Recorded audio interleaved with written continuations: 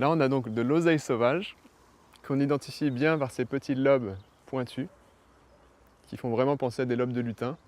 Et si on a un doute, là c'est en fleurs, fleurs-fruits même, c'est déjà en fruits. Tu sais, il y a beaucoup de plantes qui ont ce type de fruits, hein. C'est une famille, c'est la famille des Polygonacées. Il y a aussi d'autres, on appelle ça des patiences, on en verra plus tard. Mais il y a aussi la rhubarbe qui appartient à cette famille. Et d'ailleurs, ça a un goût un peu acidulé, hein. Beaucoup de plantes de cette famille contiennent de l'acide oxalique. C'est ce qui fait aussi que c'est des plantes à ne pas consommer en grosse quantité. La rhubarbe, l'oseille et les plantes sauvages de cette famille doivent être consommées avec modération. Surtout si on a des problèmes rénaux, là on n'en consomme même pas du tout.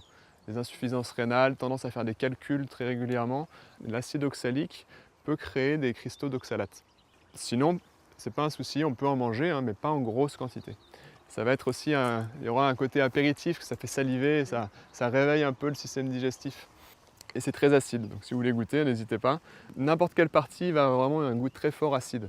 Donc par exemple, là on va en cueillir un peu pour la salade de ce midi. On peut cueillir les jeunes feuilles à la touffe, à la base, les jeunes feuilles en touffe, ou alors prendre les feuilles directement sur la tige, c'est pas un souci. Ça reste une plante très peu fibreuse, donc peu importe le stade, c'est très bien pour le consommer. C'est vraiment un bonheur, c'est excellent.